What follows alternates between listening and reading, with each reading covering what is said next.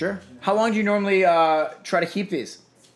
I try to keep it around 45 minutes. Cool. At the most. 30 minutes is dope. 45 minutes is totally Nice. acceptable as well. We'll go through. We'll just fucking record 2 of them, man. Just chop them in half. Give you There get you 2 go. episodes out of it. That's what I'm talking about. And you can release it in 6 months after this one, and we'll change shirts real quick. I like that. Yeah. We'll change our hair too. Yeah. You know when you're like getting headshots and you do a couple looks? Oh yeah. And you shave. One's with the scruff and one's clean shaven. You gotta wait, until you show up. You shave the night before and you forget. You're like, oh no, Oh, dang, now I can't do the I'm stuck scruff. in this thing. Yeah, Now I'm just a good-natured younger brother. exactly for everything. So Yeah. I'm not the bad boy. yeah, man. Speaking of bad boys, no. Hey, here we are. Some transition, reformed bad boys. transition. I love it. We're reformed bad boys. Okay, so just for some context for the viewers, I know you guys, all 3 of you, are really interested in this. Phil and I met doing Westside, the Netflix show that I was on. Yeah, Westside. You were a producer on the show. Yep. And at the time, as you may well know, I was drinking pretty heavily. And You were in fact, having a good time. You were was- having a good time and a bad time and a lot of times. You were yeah, having I was some having times. some times. And in fact, at one point, I asked the producers, "Could you guys go get me some beer so that I could have like a beer? Because I'm just, I just need chill, to take the edge loosen off. up, yeah. I need to take the edge off." And the producer in me said, "Of course, of course, we'll get you liquored up and say some wild things for television." Absolutely, which is totally fair, and I did, didn't I? That day, I kind of lost my temper, which is not funny. It's kind of funny. It's amazing in recovery the things that are not funny Yeah. that do become hilarious, Yeah. right? Like when you're living it, it's awful, Yeah. and you don't want to see anyone else going through it Right. at all. But when it's you, there is something that and you're on the other end of it, that it does kind of start to become a little comical. I mean, you know? we laugh about some of the most outrageous stuff. Oh, totally. In recovery, we're like, yeah, and then I crashed my car into a pole, and I got a concussion, and everyone's like rolling. Yeah. Of course that would have happened. Right. Right. Yeah. Definitely. So anyway, you handed me this 6-pack of beer. Do you remember what you said? No. You said, "Hey, don't make me look like an asshole." No way. That's incredible. So then what? Like a couple weeks later, month later at the most, I'm getting sober. Yeah. Because it's become very clear to me that I had a problem. Yeah. Like a month later. And I'm like, and you're like, yo, you kind of like sidled up to me because I kind of like announced it. I was like, Yeah. I just want to let everybody know I decided to get sober. And, everyone's like, whoa. And they clapped and stuff. And you sidled up to me like kind of. And I walked up, I said, "Way to make me look like an asshole." No, yeah. No, you were like, "Hey man, I'm sober too." And I was like, "What? For how long?" And you told me, and I was like, "What? Yeah. Are you serious?" Dude, you know what's crazy? This is so bananas, dude. I was having a discussion with some guys last night at a cigar lounge, hanging out with some guys, and we were talking about sobriety and different things. And it came up just a story of like I've run into old timers that, because somebody asked me like, "Oh, well, what would you do if you ran into someone that was going to relapse?" And I told the story, not that it's what I would do, but I remember hearing guys that would be like, "Look, man, it's not my job to tell anyone else if you're an alcoholic or Right. not. Like, it's up to you to figure it out." And it's like, and there's guys, I've actually heard guys in meetings be like, "Look, if you don't think you're an alcoholic, I'll buy you a beer." Right. If it ain't that big of I'll buy you the beer. Right. And let's test drive this, Right. And it's funny because in my head I go, I would never do that. And then I'm like, but wait, I just did it with a 6-pack for James. Yeah, but you know what? I was actually at that point, I was kind of making it look like it wasn't such a big deal, I think. Yeah. You know what I mean? I was pretty decent at like putting on a good show. Totally. Yeah. And I think a lot of us were, right? And the party didn't end when the cameras turned off ever, Yeah. And it didn't end when the bar closed for me either. Like I would keep going. Yeah. So hold on. You've been sober now for 13 years? 13 years, yeah. So Wow. this upcoming January 28th will be 14 years. Wow. Which is crazy.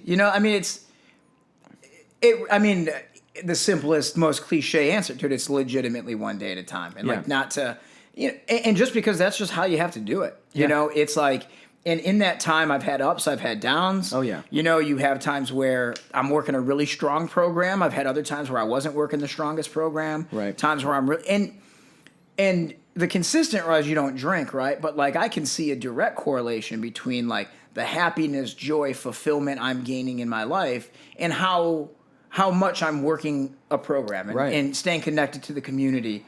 And so it is one of those things for me. It's like, thank God, like I don't really have the compulsion to drink and whatnot. But so much of that is because like, I know that this isn't about alcohol for me. Right. You know, it's about all the, the insecurities, the not being good enough, the fear of not becoming who I think I'm supposed to, all those things that can like left unchecked, I'm white knuckling it through life. Right. And it's just not a very fun place to be existing. Not a way to be. Not at all, man. Not anymore. Right. I mean, I obviously we all struggle with self-doubt and so on. And I think that, I don't know if this is just part of the human condition or if it's something that is, kind of, I mean, it seems to be common amongst alcoholics. Like we have a desire to leave a legacy of importance, right? To do something big on planet Earth. I don't know if that's like a big ego thing or what, but like, I can't run away from it anymore. I can't hate that about myself. I have to love that about myself because it's not changing. I've tried, but I want to do something important with my time on planet Earth. You know what I mean? I think it's interesting because it's, I've always joked at times. It was when I actually ended up getting a deeper appreciation for like 12-step when I started reading a lot of ancient philosophy. A lot of, I read a lot of psychology books. I read a decent amount and, in the psychology, sociology, human nature things. And I ended up gaining a better appreciation for 12-step when I started reading things that were not 12-step. Right. Because I started to see like, oh man, 12-step is deep rooted in some amazing fundamentals that aren't just attached to us as alcoholics and as addicts, but just general human condition stuff. And not to take away from, not to say that like, not to say we're not special, but there is that part of us that I always kind of go back and forth. I go, is this the alcoholic brain? Is this just my brain? What is it? And, the ego, the legacy, all those things. And, I heard this guy talk one time and he had this idea. He was like, that success in life is all about being able to understand that your life is massively important, and at the same time realizing it doesn't mean anything. Like because he was like astronomy, whatever. Not the one with the crystals, but the one in the sky. Astronomy, right? Yeah.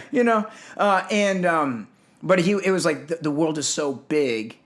And you can't allow because it's so big to make you feel so meaningless and small. But it also, you have to have an appreciation that like it's pretty damn big, man. Like you gotta be able to hold two sides of that coin. Right. I mean, I think it's like it's important to the degree that we imbue it with importance. You know what I mean? Because I know people that I respect very deeply who are kind of nihilistic. Yeah. And I'm like, man, that's an interesting way to live. I totally respect their viewpoint. I totally understand why they feel like stuff's meaningless and may as well just kind of seek pleasure. I actually understand that and respect it. I just choose not to live like that because I want to live a life wherein, it's important that, I show up for people. And I don't, and by the way, my friends that think along those lines, they do show up for people. It's not like that. But I want to live a life where integrity, creativity, what I add to the world versus what I subtract to it all gets taken into account. There's a ledger of what I'm putting out into the world and what I've, at night I review all of the mistakes I've ever made before I go to sleep. Well, it's interesting you say that though, because I think there's something to be said about also remembering like every moment that we don't spend being happy and fulfilled and joyous, that's a moment that you're not happy, fulfilled, and joyous, right? Yeah. And like so often I know I can get 5 years in the future, 10 years in the past, and But it's like when you're in service to somebody, Yeah. and you're just and you're in that moment and you're enjoying that, like that's a moment of your life that you are enjoying. Yeah. You know? You're And living correct. You're living correct, right? And sure, will there maybe be some benefits from it in 5 years or down the line? Of course, right? Right? But I think there can be that element of where we are always trying to keep track of, well, is this, some people that are, faith-based and want to use the heaven analogy, right? Like, oh, I'm trying to get together all my good deeds so I can get into a heaven, right. Whereas like, I kind of like the idea that like, heaven and hell are states in which we can currently exist in. Right. And if I make a lot of really shitty decisions that go against the values and morality that I've chosen to live a life against, I'm creating a own personal hell, which I am now walking through on a consistent basis. Oh, yeah. Right at this second. Yeah. Whereas if I do the opposite, if I set a framework, build a strategy for my life on how I want to exist and show up for people and show up for myself and treat others and all that. And if I've done that in a way that I think those will benefit me, then I actually get to be walking inside of my personal heaven all of the time because I'm living the life at which that I felt was going to be a powerful life. Right. And that's in that moment. It's not about I have to do A, B, and C so that one day I can eventually get to here. Right. Or it's what is the like right now I'm in a moment where I get to hang out with you. Right. We get to talk. We get to enjoy. This is the brotherhood of sobriety. Right. Flat out. Like, This is part of the community that makes life so worth it and meaningful. And, right. And I don't ever, and I have to constantly remind myself to, like, be here, man. Yeah. Be present, be in the moment. Not everything needs to have an ROI. It can be just the moment. What's an ROI? Like a return on investment, right. Like not everything needs to be, I'm doing this, and because I did this, it's going to eventually get me that, right. Like sometimes it's okay to just like enjoy in the moment that you're in. And, I think for me, I've recognized that my brain wants to go to the future. I want to think about, I want to plan, I want to build this strategy. So contrary action is finding the things that don't naturally come to me. Right? So if I know that my default is going to be going to the future, then I have to be mindful, all right, stay present. There's some people I meet that they're so in the present, they never think a damn thing through. I know. Right? I know some of those folks They too. never play the tape forward, right? It's this drink is going to be the best drink ever drink, right? And it's like, and for those people, when that's their natural state, they need to be, all right, you're the one that you really got a contrary action for you is plan. Look to the future. Where are you heading? How does it, So I think a lot of things is we find what kind of comes to us naturally, embrace who we are, but then also starting to find the shifts of how do we also make sure that we see the downsides in that and protect ourselves from it, if that makes sense. Absolutely. Yeah. So tell me a little bit about coaching. How did that get started? What are you coaching? Yeah. And how did you fall into it? Yeah, man. So I do performance coaching. So it, kind of, you want to throw it life coaching, personal development coaching, whatever, right? It's coaching. And it actually, the interesting thing for me, so I've, been a TV producer I've been in television now over 12 years. Right. And a lot of coaching started as on-camera coaching. So I was working with actors or working with, people that were on reality shows, helping them, recraft what they were going to say, helping people be more comfortable on camera. So it actually started from like an on-camera coaching thing. Then I started to notice, for every one or two people that just needed a little bit more, they just needed more screen time, like they just needed more practice, there was a whole slew of other stuff that was behind the surface. That was what was holding them back. Right. The insecurities, the fears, the not knowing how to get started, all these different things. And I started seeing, I was like, oh man, like there's more, I can be doing more to help people than just straight up like getting that great 30 seconds on camera. Right. Like I'd be helping more. And then it started to kind of shift. I've also, I studied business and television and business when I was at Michigan State University. So there was a part of me that I love business. I study a ton of, a lot of like productivity, brain hacking, how to get, be more efficient, all of those different things, sales courses a lot. So then I started being able to work with a lot of like entrepreneurs and creatives. So I kind of specialize in doing a lot of work with like executives, And the way I structure things is it's like 3-month goals is how we really put things together. It's like, hey, the next 3 months, what do we want to accomplish? Let's build the strategy for how we're going to get there, and then let's execute. Right. And that is kind of nice to really be able to it's not like I have some people that have been with me for years now, but then other people that come in and it's like a 3-month sprint. Cool. And let's get in and hammer it out. Also it's been interesting. I had a guy recently tell me, he was like, dude, he's like, I think it's crazy that you've been sober for so long and you don't specialize in like coaching sober executives. Yeah. And it was, I don't know, it was just something that I never really like dove into. Like I never really took like a lot of 12-step.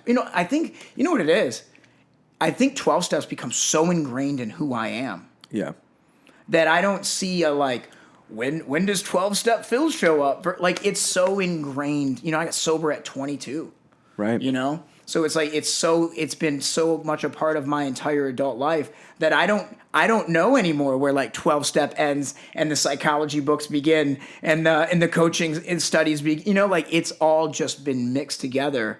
And I mean, dude, it's such a rewarding thing. And also because the 12-step thing is so pure and it's service-based, it's like, how can you really, like, you can't turn that into that can't be a marketing thing. Well, you know what I'm saying? Yeah, well, that's the whole thing. It was funny because even when I first got into coaching, because there's so much, I owe so much to 12-step and getting sober and that. Me too.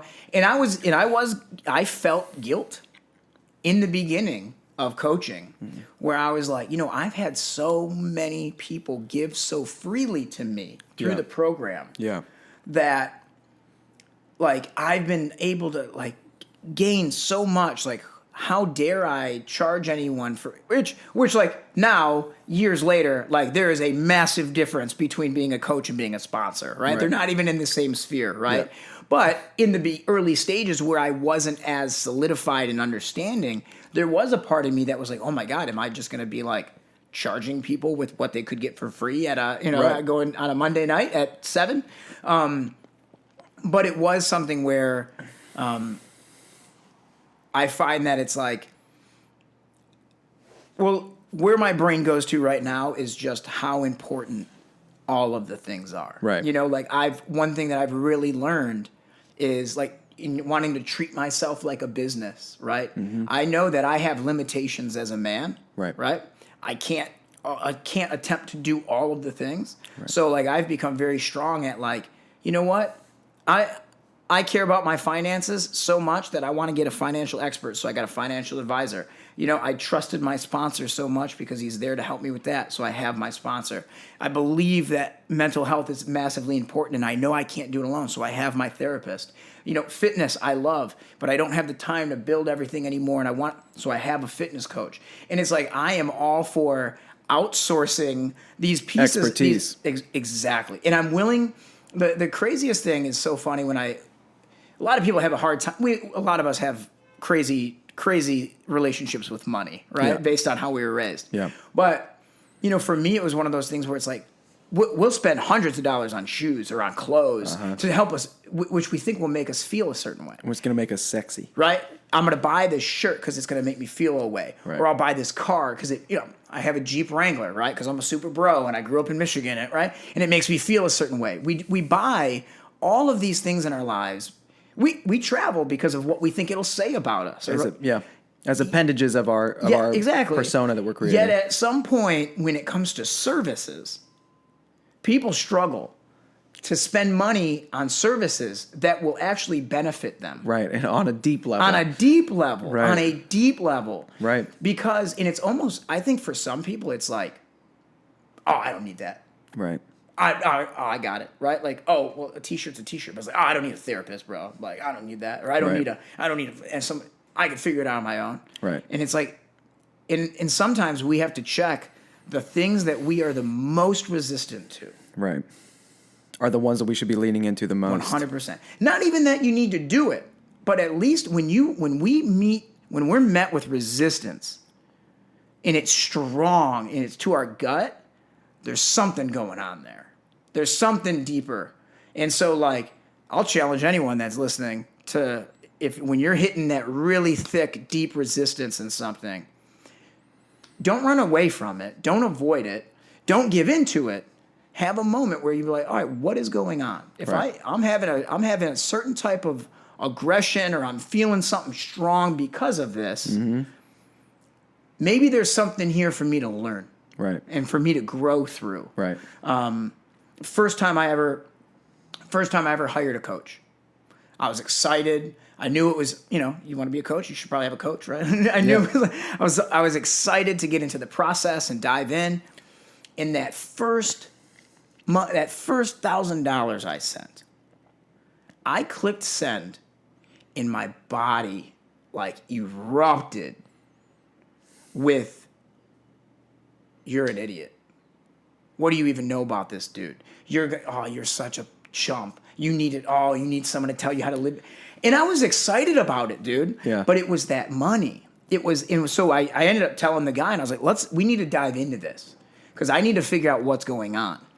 And as I started to dive and talk, I was like, I was having responses to feeling dumb.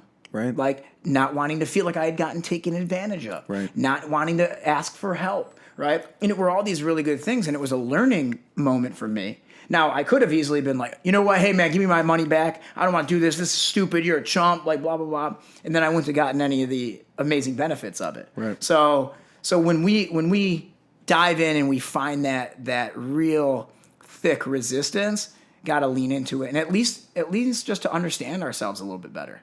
Absolutely. Yeah, I'm with that for sure. I've been saying for the longest time, like, if I find that I'm super afraid to do something, that's probably an indication that it's precisely what I'm supposed to be doing, Except for roller coasters. I'm not into that. Or at least it needs, and here's the thing, or at least it needs added investigation, And I think that that's what's important, is when we, our emotions, like I'm not a run away from your emotions or any of that. I think it's important to like be tapped in and understand, but we also have to, I kind of look at it like, our emotions are like the check engine light, like they're indicators, like they're supposed to signal something, right? That, hey, something's going on, right? Yeah. And then from there we can dive in and kind of get a little bit more logical about like, all right, well, I'm angry. Why am I angry? Or I'm, lonely. Why is this triggering this? And I can dive in a little bit rather than just letting it run. Right. No, there's something to be said about moments where sometimes you just got to feel. Yeah. Sometimes you do need to just sit in that emotion. Yep. Feel it till it's gone. Right. And not, even my therapist jokes, she jokes with me sometimes. She's like, you like to think away your feelings. And it's like, okay, like, sure. Like I have a tendency to want to go to the logic, and is that because I believe that the logic is stronger, or do I believe that thoughts are more important than feelings? Or is it because I feel less in control of the feelings and the thoughts, and it's me battling? So you just want to rationalize your way out of having the feelings? Exactly, right? And I don't have a perfect answer, and I think we move all the time. It's a spectrum. We're always growing, but it's always worth a deeper investigation and asking the questions in that moment of, oh man, okay, am I doing that? You know? Or sometimes I've had times where it's like, no, I feel very confident and strong in the way that I'm setting this up. And then that helps me feel that much better about that I'm making the right choices and things. So yeah, absolutely. I got another question for you now. Yeah. What was the end of your using like? Just to backtrack to the beginning of when this all kind of started, because we're, me and those folks that are watching, we see like a well put together dude who's got his shit together, who's working on his mental health, his physical health, he's helping other people. But what was it like at the end of your using? Like what, show me the dichotomy. Where it changed, man. So kind of like the quick answer, or a little bit of the rundown, like the story of, for me, was, so I grew up in Detroit, son of a cop. Mother was involved in school board. So they were known in the community. And for me, from a very young age, I can remember having that idea of me even outside of who I felt I was, right? I needed to be the cop's kid. Right. I needed to be good in school. Right. You needed to live up to their expectations. 100%. And they weren't expectations other people or that they had put on me. It was stuff that I thought I needed to do to honor my family and all these things, right? And so the normal pressures of just being a kid are there, right? Am I good enough, funny enough, smart enough, all that good stuff. And then I get, I was always hanging out with a lot of older kids. So when they started drinking and, smoking weed and stuff at 15, 16, 17, I was 11. So the first time I ever got drunk was, 11 years old. Wow. And I started drinking and it was like, for me, it was like a time, to fit in with the older kids, but also it got me out of my head. It was a temporary relief from being Phil. Right. It was this moment where I didn't care what my last name was anymore. Right. I didn't think about my dad and how this reflected on me and my mom. I was just like being present. Terrible, right? But that's what it did for me. It put me in that moment. So, I was like right from the jump, dude, like 13 years old, blacking out, like throwing up in the, puking rally because I thought I needed to be cool, watched all the movies, wanted to be Stifler in the worst way possible. Right. And so when I'm 14 years old, my mother gets diagnosed with cancer. We have a year-long battle. A week before my 16th birthday, my mom dies. So I'm 16, right around 16 years old. I'm already dabbling with alcohol as like a coping mechanism for life. Now I've got a deceased mother, and I'm angry and I'm sad, but I'm also got this ego that I need to be perfect and have everything put together. And like, even the day I found out my mom had cancer, I was getting ready, I sat at the dinner table, I cried with my dad, and then I put my basketball jersey on and went to a game. Like that was my way, like, I'll just white knuckle through this thing. Right. And then so the drinking continued. I started, when the mom was gone, I started really kind of diving in. And it wasn't just the party stuff. It was like going to parties, but then like drinking and driving alone by myself. Wanting, getting the car up to 95, 100 miles an hour on the road by myself. It wasn't always just to show out for other people. And I think so much of it was like, there's a part of me that like, I was so angry. Yeah. That life went back to normal for everyone. Right. And then it went back to normal for me on the outside, right? Still doing well in school, on the honor roll, student council, doing all these things, playing sports. And it was like, I was frustrated and it's like, dog, does no one see that I am completely fucked up here? Yeah. And so it was like, I was doing all these kind of ridiculous things and then, ended up getting, crashed my car at 18, got arrested at 19, got arrested again at 20 for all minor and possession stuff. But the problem was like nothing was hitting home, right? Because I wasn't getting any help.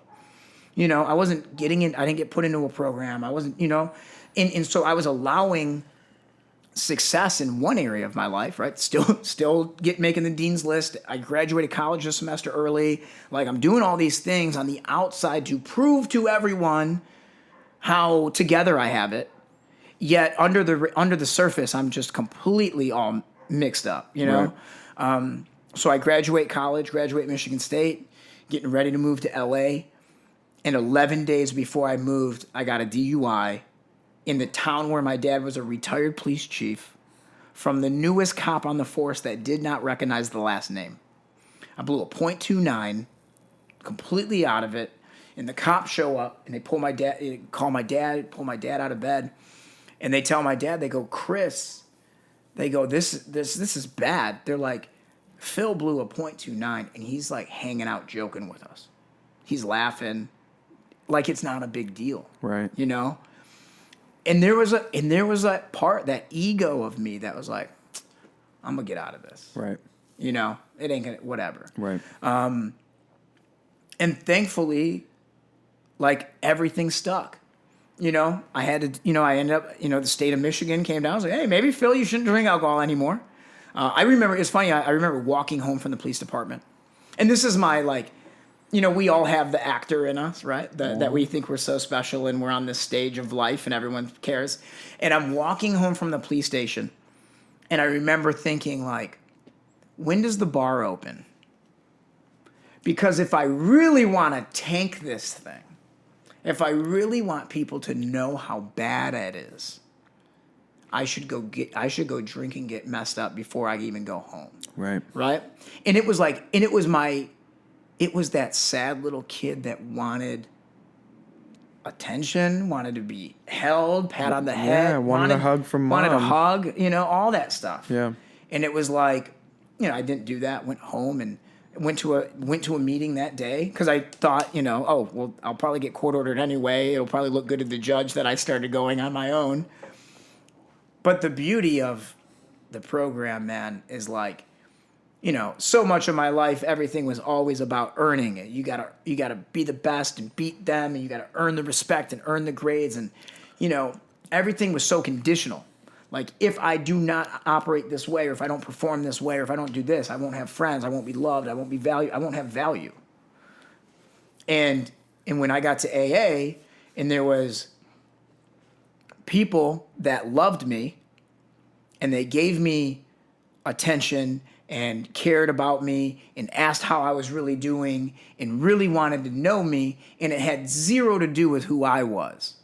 It had nothing to do with what I had earned, and it had everything to do with the character of those people. Yeah.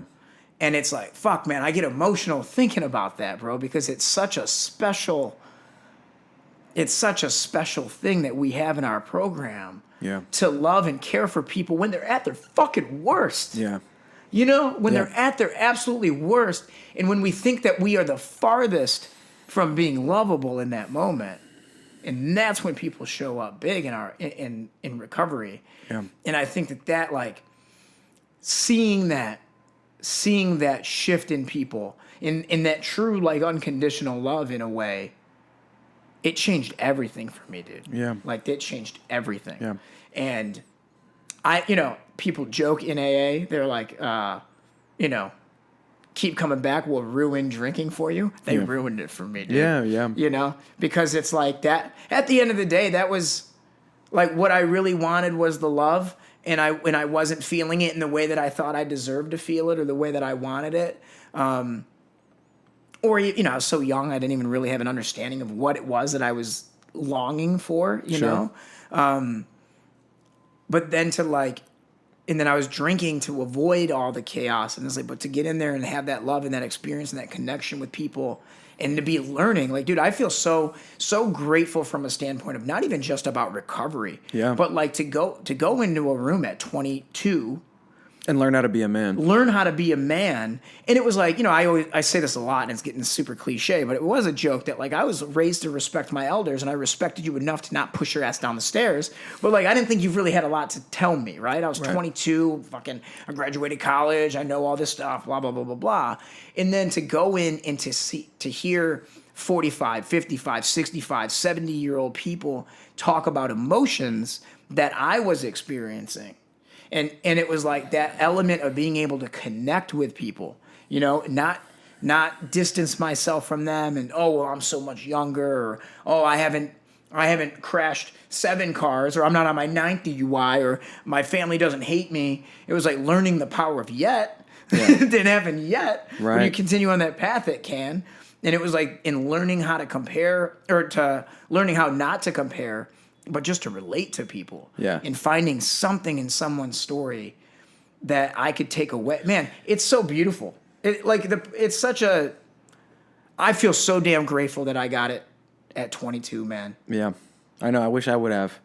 I was I think I was 28 when I got sober. So, man, I love that. Learning how to relate but not compare. Yeah. That's such a great encapsulation of learning to commune with your fellows, Dude. And I didn't have any idea how to do that before I got clean. I didn't have any, obviously I had very important relationships in my life, but they've gotten better as a result. Everything's gotten better, really. Yeah.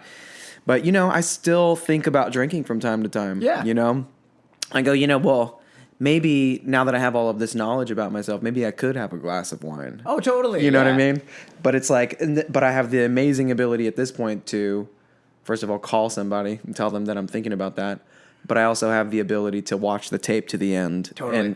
and see James in the fetal position thinking about killing himself and be like, oh, right, yeah, that happens every single time without fail. Yeah. And I always think, because it didn't occur to me that I was a chronic relapser. I thought that I just kept realizing I wasn't an alcoholic over and over. Positive thinking. Positive thinking. What a lovely realization. But yeah, so one more thing before we close up, because it's just been such a lovely conversation and I love your perspective. Why don't you plug, you wrote a book, correct? I did write a book. It's called, All the Reasons I Hate My 28-Year-Old Boss. And it was, it's really aimed at people in the workplace, like for us growing up. And I think the idea attacked me so hard because I've always been so obsessed with age. And I've been so obsessed with keeping score.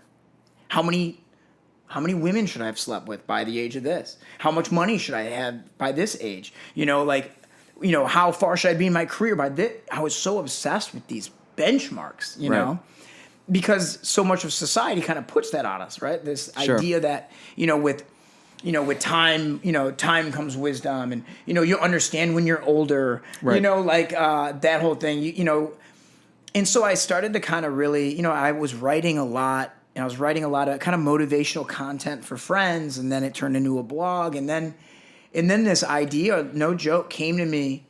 The title came to me first. All the Reasons I Hate My 28-Year-Old Boss. And I was like, what would that book be about? And then I started to investigate ageism in the workplace. And I started to kind of really look at, what are some of the different... Sure, there's real ageism in the workplace that happens, and that's a much bigger issue of societal. I go, but for people that are getting older, or, now we have so many younger people that are getting put into higher roles. Tech startups have completely changed. People are staying in their careers longer than what they used to. So you have a lot of different generations of people working together. Right. It can create conflict amongst the generations. So I was like, I wanted to write a book that would be beneficial to people so that they could stop looking outward and start looking inward and be like, all right, this is the situation I'm in. How can I take back my workplace and empower myself so I can start enjoying this again? We spend so much of our time working, right? And I think it's so important that people are able to go to work and be excited and get fulfillment there. It won't check every box. Right. Our careers will not check every box that we need for fulfillment. Right. But if done right, it can check a decent amount of them. Right. And so that was really the motivation behind the book. 5 years ago, you just told me I was going to write a book. It was never anything that I ever had an ambition for. Yeah. It just really happened. And then, there's moments where it was like, you start doing it, and then you're like, wait a minute, bro, you need to finish. Finish the damn thing. Right. So it was like, even I laugh. I feel like I'm the only guy that wrote a book, and then a year later, the ebook came out, and then a year later, the audiobook came out, right? It took me a little bit of time to get everything out. But now it's, available on Amazon, Audible. I narrate it, so if you like my voice, you should go, stick with it, right? if you've listened this long and you enjoyed it, then you'll probably enjoy the audiobook. Yeah. It's a cool experience, man. And dude, as a musician, to have real content, real things that you birthed and created, and they will exist forever. Yeah. It's a living diary entry. It's a living diary, dude. Yeah. And it teaches you as the years go by. I have a record that I listened to for the first time in a long time the other day, which is funny. It's coming up on its 10-year anniversary of being released. Nice, which is, dude. I'm that guy now. You're that guy. Oh, wow, the 10-year anniversary of this record that I created with some dear friends. But I was listening to it, and I hadn't listened to it in a long time. And I go through phases where I'm embarrassed by some of the things that I said, and then alternately, really impressed with my young, 20-some-odd-year-old self.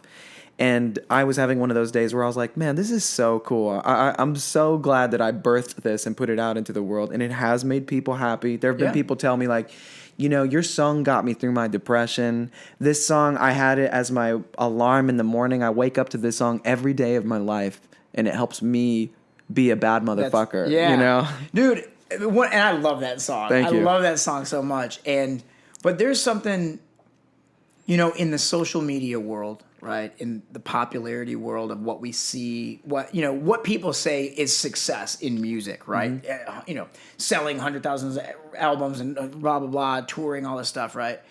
But even for me, coaching or for when I've done speaking, you see these people like the Gary V's that have hundreds of thousands of followers, millions of followers, and it's easy to get caught up in that. And you're chasing these, we can get caught up in chasing the faceless numbers. Right. Right? And then there was a moment where, I kind of was thinking, and it's like, you know what? My job, I don't need to reach everyone. I don't need to have a small impact on a ton of people. I want to watch my people that are in my world. I want to watch them win. Yeah. I like when I go on my Instagram feed and I see the people that are commenting or liking or messaging, and I know them. Right. Like, I know them. Yeah. And it's like, there's a place and time for the people with millions of followers, and they can do that thing. But I take on the responsibility of I want to be as strong and impactful for the people in my world that I can be. Yeah. And I don't ever want to, I don't want to leave them behind, or maybe leave's the wrong word. I don't want to distract focus from the ears that I already have. Right. Because my ego tells me I should have more ears. Right. Or I need more, or because of what another 10,000 followers would mean to me, right, or what another couple book sales would mean to me, when it's like, I want to honor the position that I've been placed in as strongly and powerfully as I can. Yeah. And when I kind of shifted, it gave me a lot more peace, man. And really being able to I want to watch my family win. Right. I want to watch my core win. The people that have dedicated time with me and I've dedicated time with them. That's who I want to win. And anyone that we add to the fold, awesome. We'll embrace them with open arms. But I don't need to have 10 million people that know my name for me to feel like I'm doing, God's work. Yeah, right on. So, that sounded like the God's work thing sounded so... I'm doing it all for God. I do a lot for me too. The ego is massively strong, but I hear you. But I do want to do that work too. Yeah. I want to do both. Yeah. Hopefully those two things align. And that's the thing, right? And it can take, and they can align, right? But I think it's important to realize that at every we can't forget about the small stuff and the individual sponsorship or the individual meetings or the people that we joke about, the 3 people that watch the podcast, but fuck you if you forget about those 3 people. I in don't 10 years. Trust me, I love those but you know guys. What I'm saying, in 10 years, if you built this or whatever ends up happening, shame on you. Oh yeah. If we forget about the people that have been there from the beginning and the people that care. And I don't know. Let's hope we make it to 10 years. Another 10 years. Yeah, I know, right? You never know. Good grief. Sometimes things feel so tenuous, especially during these COVID times and whatnot. Well, I'm gonna close with this. I've known you for a while. Yep. We've interacted in intimate ways a few times, right? And I just want to say, not that you need to hear it from me, but this is the best I've ever seen you. And Thank you, it's man. It's onward and upward for both, I appreciate that, man. This is very cool. Hell yeah. This is a very cool moment to be in. Yeah. And I'm so happy for you because I've seen the way that you have attacked your sobriety with just, a level of passion. And it's massively impactful and it's powerful, dude. And I think it's so cool. And I'm honored that you would, want to make the trek over to downtown Culver City and come and chat with me and you know. Yeah. So I love it, man. So thank you for having me on. Thank you, sir. All we're trying to do is help these people one day at a time stay newly sober. Newly sober. Hey!